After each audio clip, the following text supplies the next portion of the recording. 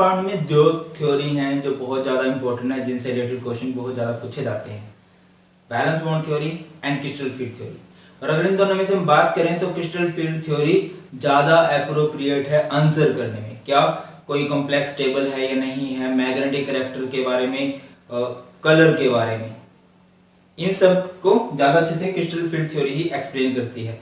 तो इस वीडियो के अंदर क्रिस्टल फील्ड थ्योरी बिल्कुल सिंपल ट्रिक से आप लोग समझने वाले हो। जो इससे रिलेटेड क्वेश्चन है, एनसीईआरटी के जो क्वेश्चन है वो सब मैं करवाने वाला हूँ। एंड लास्ट 10 ईयर के अंदर सीबीएसई के बोर्ड एग्जाम्स के अंदर जो क्वेश्चन आए वो, एंड फिर बिल्कुल एंड में हम करने वाले हैं जेईई नीट एम्स के अंदर इस टॉपिक से रिलेटेड क्या क्या क्वेश्चन पूछे गए हैं। तो मैं भारत पंचाल वेलकम करता हूं आप सबका हमारी नई वीडियो में, भारत केमिस्ट्री क्लासेस के यूट्यूब चैनल पर। बट बिफोर स्टार्टिंग, एक वीडियो को स्टार्ट करने से पहले मैं आप सबसे एक रिक्वेस्ट करना चाहूँगा कि मेरे सभी वीडियो लेक्चर्स इंडिया के largest learning platform Unacademy app पर अपलोड हो चुके हैं। करना क्या है, आपने ऐप डाउनलोड करनी है एंड सभी चैप्टर्स का लिंक जो है मैंने डिस्क्रिप्शन में दे दिया है। उन लिंक को ओपन करके आप डायरेक्ट मेरी प्रोफाइल में विजिट कर सकते हैं, जहाँ पे आपको बहुत फ़ायदेमंद लेक्चर्स मिलने वाले हैं for your board exam, for your competitive exams.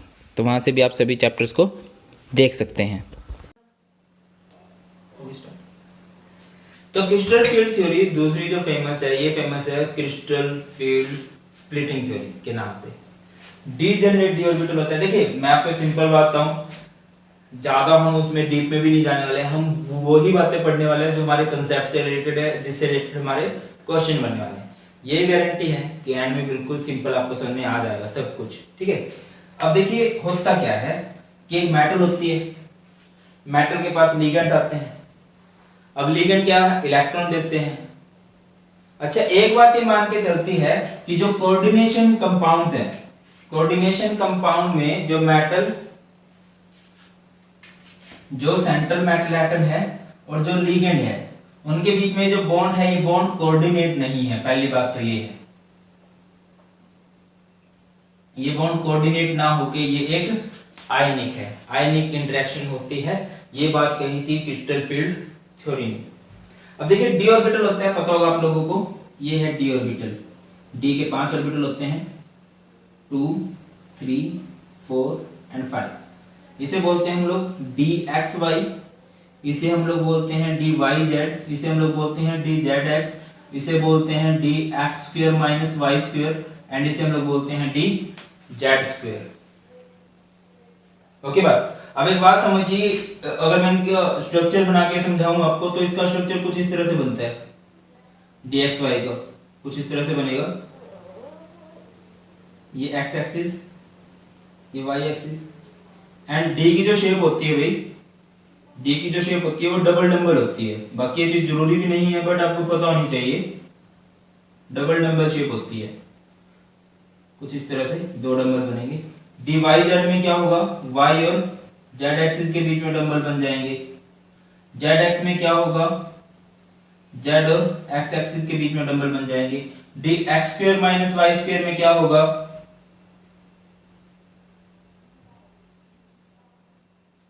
x and y axis के ऊपर डबल बन जाएंगे। और dz स्क्वायर में क्या होगा, z एक्सिस के ऊपर डबल बनेंगे। अब क्योंकि मैं बोल रहा हूं डबल डबल, बट यहाँ पे सिंगल डबल है, मतलब जो दूसरा डबल है उसकी पोजीशन फिक्स नहीं है, वो रोटेट कर रहा है, तो इस तरह से हम उसको दिखा देते हैं। अब होता क्या है कि ये मेटल है, मेटल का डी ऑर्बिटल है, बट जब कोई लिगेंड आता है तो वो इस डीजेनरेटेड डी ऑर्बिटल की, जिसमें की सबकी एनर्जी इक्वल है, इसको वो स्प्लिट कर देता है। अब स्प्लिट कैसे होगा, ये ही सारे का सारा आपका कंसेप्ट है, ठीक है। मैं आपको सिंपली बता रहा हूं। अच्छा, इन्हें बोलते हैं, इन तीनों को बोलते हैं T2G, एंड इन दोनों को बोलते हैं Tg। क्या बोलते हैं इन दोनों को, T2G, इनको बोलते हैं Tg। जो हमारे कंपटीशन के अंदर क्वेश्चन आए हैं, कंपटीशन के अंदर जो क्वेश्चन आए हैं वो आए हैं फॉर ऑक्टाहेड्रल कॉम्प्लेक्सेस। किसके लिए आए हैं वो, फॉर ऑक्टाहेड्रल कॉम्प्लेक्सेस। बट हमें टेट्राहेड्रल के बारे में भी पढ़ना है,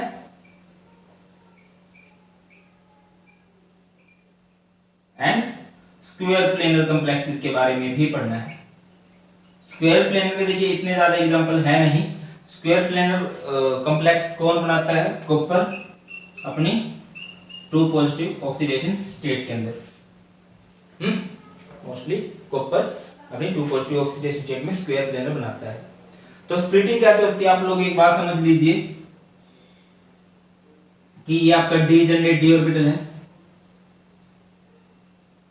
मैंने कैसे याद किया होगा, सिंपल शॉर्टकट में बता रहा हूं आपको। ओए ओए T2 ओए T2 क्लियर। ओए T2 मींस ओ मतलब ऑक्टाहेड्रल कॉम्प्लेक्स जिसमें कोऑर्डिनेशन नंबर 6 है, उसमें ई ऊपर होगा। ई ऊपर होगा मींस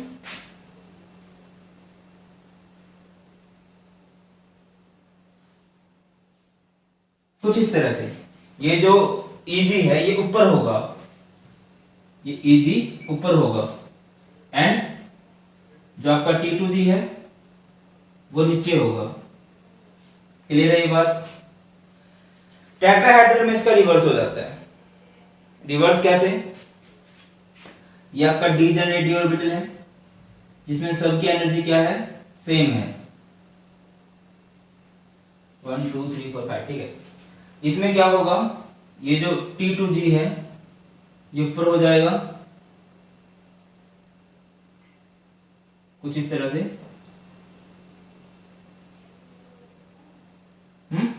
ये T2G ऊपर हो गया और Eg आपका नीचे आ जाएगा। स्क्वायर प्लेनर थोड़ा सा अलग चलता है, इसमें स्प्लिटिंग किस तरह से होती है,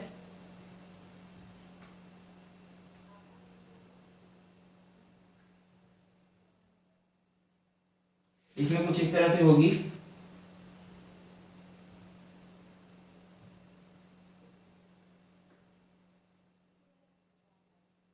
ये आपका डी जेड स्क्वायर है, ये D x square minus y square है, ये आपके क्या है, ये आपका T2G है।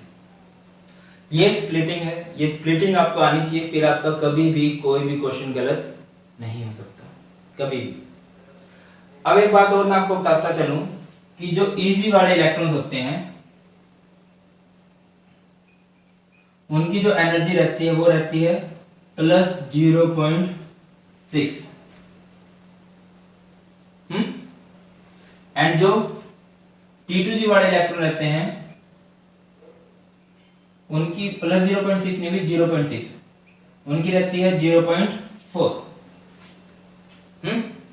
इनकी एनर्जी होती है 2/5, इनकी एनर्जी होती है 3/5। ये होता है लेवल 0। अब 0 से ऊपर है तो वैल्यू पॉजिटिव रहेगी, 0 से नीचे है तो वैल्यू नेगेटिव रहेगी। स्क्वायर प्लेनर से रिलेटेड क्वेश्चन नहीं पूछा गया है भाई, ये नॉलेज के लिए याद रखना आप लोगों ने। इसकी बात करें अगर हम टेट्राहेड्रल कॉम्प्लेक्स की, तो ये लेवल 0 है, 0 से ऊपर एनर्जी पॉजिटिव रहेगी, 0 से नीचे एनर्जी नेगेटिव रहेगी। अब एक बात आप लोगों ने याद रखनी है कि अगर कभी स्ट्रॉन्ग लिगेंड आ जाता है, अगर कभी स्ट्रॉन्ग लिगेंड आ जाता है तो वो स्प्लिटिंग करवाएगा ज्यादा। स्ट्रॉन्ग लिगेंड मींस जो ज्यादा एनर्जी दे रहा है तो स्प्लिटिंग बहुत ज्यादा करवाएगा, याद रखिए। और स्ट्रॉन्ग लिगेंड कौन कौन से होते हैं बताया मैंने कई बार आप लोगों को। अच्छा ये शॉर्टकट तो याद हो ही गया होगा आपको, ओए T2। ओए मतलब ऑक्टाहेड्रल में ई ऊपर जाएगा, Eg ऊपर जाएगा, और टेट्राहेड्रल में T2 ऊपर जाएगा, मतलब T2G ऊपर जाएगा। अब स्ट्रॉन्ग लिगेंड देख लीजिए, Cn CO NH3 NO2 En, ये सब अगर आपने स्पेक्ट्रोकेमिकल सीरीज देखी हो, H2O है, H2O बीच का है, ना स्ट्रॉन्ग ना वीक। जो इस तरफ है वो सब वीक लिगेंड कंसीडर किए जाते हैं एंड जो इस तरफ है वो सब स्ट्रॉन्ग लिगेंड कंसीडर किए जाते हैं। बस ये सारा बेस है भाई। और इलेक्ट्रॉनिक कॉन्फ़िगरेशन आपको आती होगी, मैंने बहुत बार करवा दिया है। ये जो क्रैश कोर्स है इसके लिए मैंने अलग से प्लेलिस्ट बना दी है, तो आप सभी वीडियोस को चेक कर लीजिए, बहुत यूजफुल है आप लोगों के लिए। एंड बात करें कि इससे रिलेटेड क्वेश्चन हम लोग कैसे करते हैं, चलिए एक बार ये सारा नोट कर लीजिए और फिर मैं आपके क्वेश्चन करा दूं। चलिए अब क्वेश्चन देख लेते हैं, कुछ क्वेश्चन आए हुए हैं आपके पास। फर्स्ट क्वेश्चन है FeCN6 नेगेटिव। बिल्कुल सिंपली मैं बता रहा हूं आपको करना कैसे है। आपने इसको पहले तो आपको इसकी ऑक्सीडेशन स्टेट निकालनी है। कैसे करोगे, Fe को x मानोगे, Cn6 है, Cn पे -1 चार्ज होता है, इज इक्वल टू -4, ये -6 उधर जाके +6 -4 2, तो यहाँ से Fe आपका आ गया 26 2 पॉजिटिव। इलेक्ट्रॉनिक कॉन्फ़िगरेशन क्या होगी? Ar18 4s0 3d6, Ar18 3d6 4s0। अब एक बात समझिए, पहली बात तो इसमें लिगेंड 6 है, लिगेंड 6 है मतलब ये आपका ऑक्टाहेड्रल कॉम्प्लेक्स है, और दूसरा इसमें लिगेंड Cn है, और Cn क्या है? एक स्ट्रॉन्ग लिगेंड है। अभी बता के मैं आपको हटा हूं, Cn CO NH3 NO2 NO and En, these all are strong ligands, ठीक है। और strong ligands valence bond theory में क्या करते थे? अनपेयर्ड इलेक्ट्रॉन को पेयर करवाते थे। क्रिस्टल फील्ड थ्योरी में क्या करते हैं? स्प्लिटिंग बहुत ज्यादा कराते हैं। ओके बात, चलो देखो भाई, तो ये है डीजेनरेट डी ऑर्बिटल,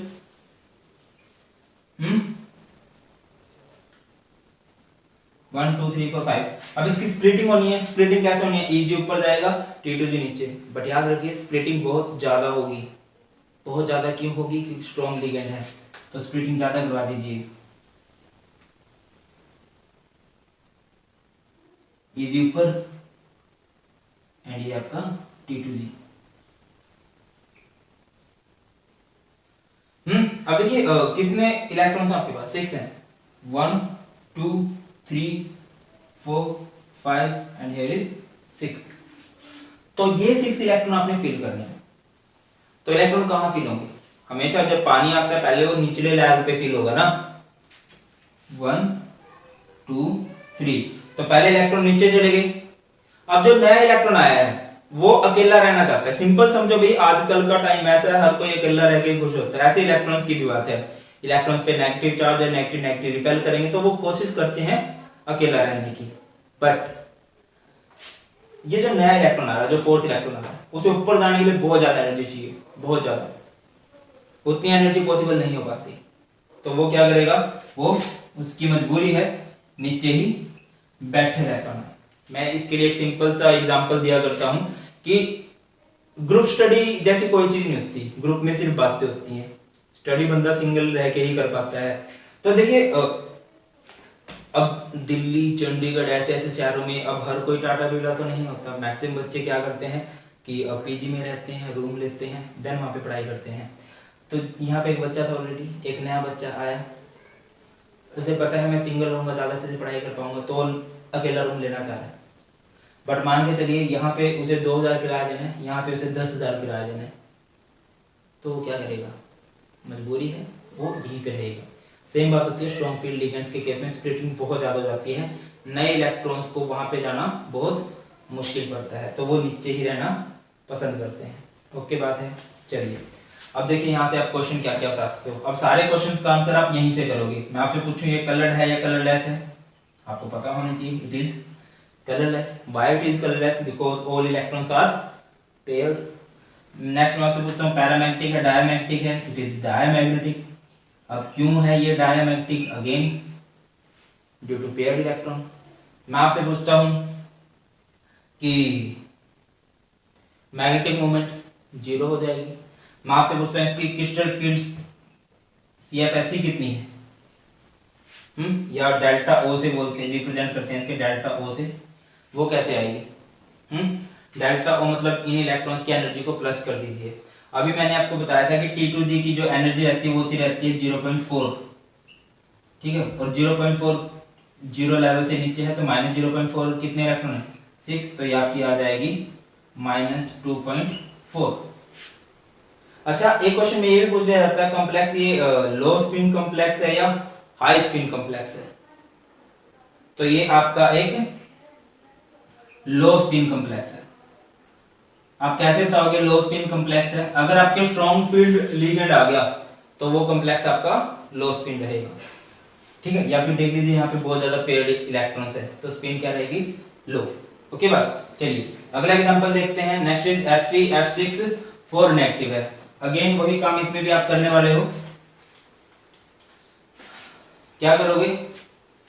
Fe को x मान लोगे, 6 फ्लोरीन है, -1 चार्ज होता है equal to -4 x equal to कितना आ गया? यहाँ से 2 आ गया, तो Fe2 पॉजिटिव के लिए करो, Fe का atomic number 26, electronic configuration Ar18 3d6 4s 0। D में कितने इलेक्ट्रॉन है आपके पास? डी में आपके पास 6 इलेक्ट्रॉन, 1 2 3 4 5 एंड हियर इज 6। तो अब स्प्लिटिंग होगी। स्प्लिटिंग कैसे होगी? क्योंकि फ्लोरीन एक ऑक्टाहेड्रल कॉम्प्लेक्स है, तो स्प्लिटिंग कैसे होगी? ओए वाली। ओए वाली मींस जिसमें Eg ऊपर जाएगा। बट एक बात याद रखिए, जो फ्लोरीन है वो एक वीक लिगेंड है, बता चुका हूं, यही स्ट्रॉन्ग लिगेंड है। फ्लोरीन एक वीक लिगेंड है। बाकी स्पेक्ट्रोकेमिकल सीरीज को याद करने की सिंपल ट्रिक मैंने अपलोड कर रखी है, आप सर्च कर सकते हो, spectrochemical series by Bharat Panchal sir, बिल्कुल फनी ट्रिक है, वो देख लीजिएगा। चलो यहां पे बात कर रहे हैं, तो स्प्लिटिंग कम होनी है, कुछ इस तरह स्प्लिटिंग होगी।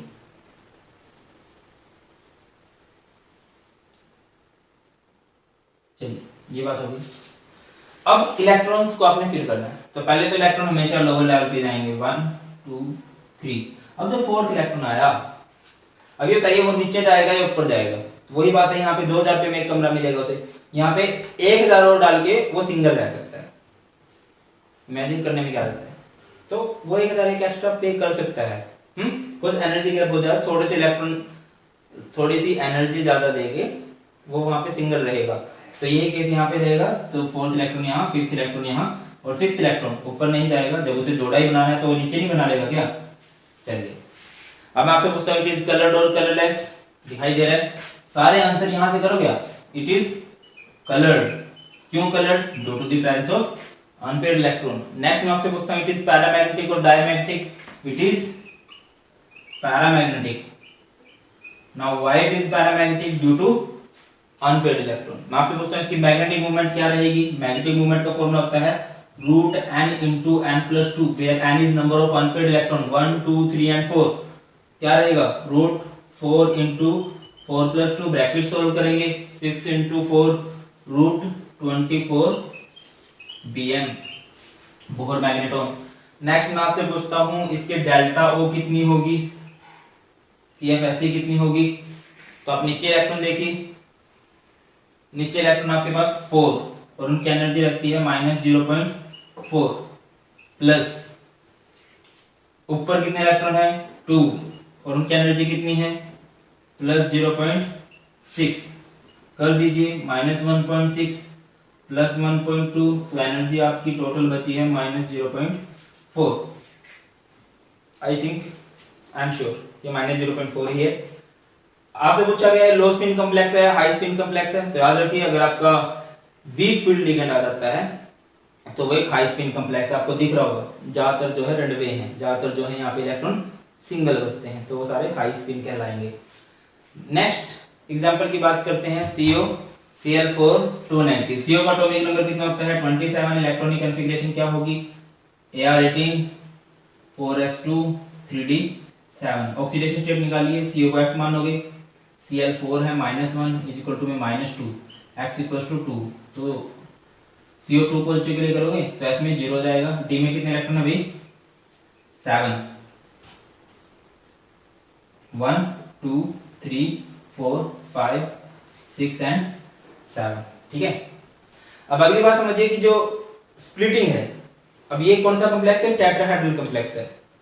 मेरे को कैसे पता? 6 के लिए ऑक्टाहेड्रल, 4 के लिए टेट्राहेड्रल, ये जरूरी तो नहीं है। तो मैंने अभी जस्ट पहले आपको बताया कि स्फीयर प्लेनर कब होगा? जब कॉपर 2 होगा, ठीक है, या फिर निकल 2 होगा, CO2 में नहीं होगा। तो यहाँ पे क्या रहेगा? ये टेट्राहेड्रल कॉम्प्लेक्स है, और टेट्राहेड्रल में क्या होने वाला है? क्या होने वाला है अभी? टेट्राहेड्रल में T2G ऊपर जाएगा एंड वीक फील्ड लिगेंड है तो स्प्लिटिंग भी कम होगी, Eg नीचे आएगा इसमें और T2G ऊपर जाएगा इसमें। ठीक है जी, चलो अब इलेक्ट्रॉन को फिल करते हैं। 1 2, जो नेक्स्ट इलेक्ट्रॉन है वो ऊपर जाएगा, रीजन गैप बहुत कम है, वो ऊपर जा सकता है। 3 4 5 एंड हियर इज 6। अब कीजिए क्वेश्चंस का आंसर। पहला क्वेश्चन, कलर्ड और colourless? So it is coloured, एक बात। दूसरी बात, इट इज पैरामैग्नेटिक और diamagnetic? It is magnetic moment same इसकी जैसी आएगी, कोदान पे इलेक्ट्रॉन 4 है। जब आप इसकी डेल्टा टी निकालोगे, क्योंकि टेट्राहेड्रल कॉम्प्लेक्स है तो इसकी डेल्टा टी निकलेगी, CFSE डेल्टा टी से रिप्रेजेंट की जाएगी। क्या होगी भाई, नीचे कितने इलेक्ट्रॉन है 3 और वो इजी में है तो -0.6, इजी वालों की एनर्जी 0.6 होती है, नीचे है तो -0.6 है, प्लस ऊपर वाले 3 हैं एंड T2G के हैं तो उनकी एनर्जी होगी +0.4, कर दीजिए -1.8 प्लस 1.2, तो एनर्जी आपकी आ जाएगी -0.6। तो बोर्ड में इस तरह से ही क्वेश्चन पूछे जाएंगे भाई। बाकी जो और हैं वो भी स्टार्ट करते हैं और कंपटीशन में कैसे पूछे गए हैं क्वेश्चन वो भी देखते हैं, नोट कर लीजिए। चलिए अब कुछ क्वेश्चन देख लेते हैं। जैसे कि पहला क्वेश्चन हमारे पास आया हुआ है, लो spin complex of D6 cation in an octahedral field will have the following energy. कुछ दिया हुआ है, ये क्वेश्चन आपका CBSE PMT मेंस 2012 के अंदर आया हुआ है। अब आप इस बात को समझने की कोशिश कीजिए कि आपको ऑक्टाहेड्रल कॉम्प्लेक्स दिया गया है और ये बोला गया है लो स्पिन है। लो स्पिन का मतलब क्या है कि वहां पे जो लिगेंड है वो लिगेंड क्या है, स्ट्रॉन्ग है। ऑक्टाहेड्रल ये आपका d ऑर्बिटल होगा, ओके 2 3 4 5 बनाना है, ये d जनरेट ऑर्बिटल है। एंड ऑक्टाहेड्रल में स्प्लिटिंग कैसे होती है मैंने बताया, ओए मतलब ओ ऑक्टाहेड्रल में ए ऊपर की तरफ जाएगा एंड क्योंकि लिगेंड स्ट्रॉन्ग है तो स्प्लिटिंग बहुत ज्यादा होगी, ठीक है। ये T2G और ये आपका EG। अब कितने इलेक्ट्रॉन है डी में, 6 इलेक्ट्रॉन्स हैं, मींस 1 2 3 4 5 एंड 6। अब आपने 6 इलेक्ट्रॉन फिल करने हैं, कैसे फिल होगा, तो पहले तो 1 2 3, जो फोर्थ इलेक्ट्रॉन है वो जाना ऊपर जाता है बट स्ट्रॉन्ग लिगेंड्स की वजह से जो स्प्लिटिंग है बहुत ज्यादा हो जाती है तो उन्हें नीचे रहना पड़ेगा, 4 5 एंड 6। क्लियर होती है बात। अभी आपसे क्या पूछा गया, इसकी CFSE पूछी गई, तो 3 वालों की जो एनर्जी होती है वो कितनी होती है, 0.4 होती है। इलेक्ट्रॉन कितने हैं, 6 हैं एंड ये इस लेवल 0 से नीचे हैं तो ये -0.4 हो गई एनर्जी। एंड एक बात और याद रखिए भाई, अगर आपका स्ट्रॉन्ग फील्ड लिगेंड है तो वहां पे क्या होगा, वहां पे आपकी पेयरिंग एनर्जी भी पूछी जाएगी। पेयरिंग मतलब कितने पेयर हो रहे हैं यहाँ पे, 1 2 3, तो यहाँ पे 3 पेयर हो रहे हैं। तो आप देख लीजिए किस आंसर में 3p हैं, तो सीधा आपका B हो जाएगा। या फिर इसको आगे सोल्व करना चाह रहे तो कर लीजिए। ये कितना आ जाएगा आपका, -0.4 इंटू 6 -2.4 प्लस 3p, ये भी इतना ही आएगा -2.4, ठीक है। और डेल्टा O, क्योंकि ये ऑक्टाहेड्रल कॉम्प्लेक्स आपका इसीलिए ये डेल्टा O आया। सॉरी मैं डस्टर नहीं मिल रहा मुझे। चलो अगला क्वेश्चन आप लोगों ने करना है, which of the following among the following which one has 0 CFSE। ये ऑप्शन दे रखे हैं, मुझे आप लोगों ने कमेंट सेक्शन में बताना सो दैट मुझे पता लगे बच्चों को समझ में आ रहा है या नहीं आ रहा है। अगला देख लेते हैं, crystal field stabilisation energy of high spin. High spin कैसे कहते हैं, जो वीक फील्ड होते हैं, जिसमें वीक फील्ड लिगेंड होते हैं। अब वीक फील्ड लिगेंड है मींस उसमें स्प्लिटिंग क्या होगी, वीक फील्ड लिगेंड है तो उसमें स्प्लिटिंग क्या होगी, कम होने वाली है। कुछ इस तरह से स्प्लिटिंग जो है वो कम होगी, एक बात होगी। दूसरी बात ये समझिए आप कि इलेक्ट्रॉन्स कितने दे रखे हैं आपको इलेक्ट्रॉन दे रखे हैं डी में 4, सो 4 है तो 4 इलेक्ट्रॉन फिल कीजिए, तो कीजिए 1 2 3 एंड 4th इलेक्ट्रॉन ऊपर जाना चाहता है और वो जा भी सकता है। क्यों जा सकता है, क्योंकि गैप बहुत कम है, वो जा सकता है। अभी आपसे क्या पूछा गया है, आप लोगों को क्या कैलकुलेट करना है, ऑक्टाहेड्रल कॉम्प्लेक्स की CFSE निकालनी है, क्रिस्टल फील्ड स्टेबलाइजेशन एनर्जी। कैसे होगी भाई, नीचे 3 इलेक्ट्रॉन है एंड माइनस में क्या 0.4। वैसे इसका फॉर्मूला होता है x plus y plus z। x मतलब जितने नीचे हैं उनकी एनर्जी, जितने ऊपर हैं उनकी एनर्जी, और प्लस पेयरिंग एनर्जी। तो ये 3 इंटू -0.4 प्लस में ऊपर एक इलेक्ट्रॉन है और उसकी एनर्जी होती है प्लस 0.6 एंड पेयरिंग एनर्जी कितनी है यहाँ पे 0, पेयर कोई हो ही नहीं रहा। 3 इंटू माइनस 0.4 ये आपका हो जाएगा -1.2 प्लस 0.6 प्लस 0, ये आपका टोटल कितना आएगा -0.6। तो देख लीजिए -0.6 कहाँ पे है, ये रहा ऑप्शन ए। तो यही है, और अगर इसके अलावा भी क्वेश्चन है तो वो इसी से मिलते जुलते हैं। तो ये थी हमारी क्रिस्टल फील्ड थ्योरी एंड इससे रिलेटेड प्रॉब्लम जो आपकी एग्जाम्स के अंदर आ सकती हैं या आई हुई हैं। आई होप कि लेक्चर आपको अच्छा लगा है, ये वीडियो आपको पसंद आई है तो वीडियो को लाइक कीजिए, चैनल को सब्सक्राइब कीजिए, आंसर जरूर कीजिएगा। अनअकैडमी पे फॉलो नहीं किया तो वहां पे भी फॉलो कर लीजिए, फेसबुक पेज लाइक कीजिए एंड कुछ प्रॉब्लम्स हैं वो भी आप मुझे कमेंट सेक्शन में बता सकते हैं। मैक्सिमम शेयर कीजिएगा इस वीडियो को। Thank you so much for watching. जल्दी मिलते हैं नई वीडियो के अंदर। जय हिंद।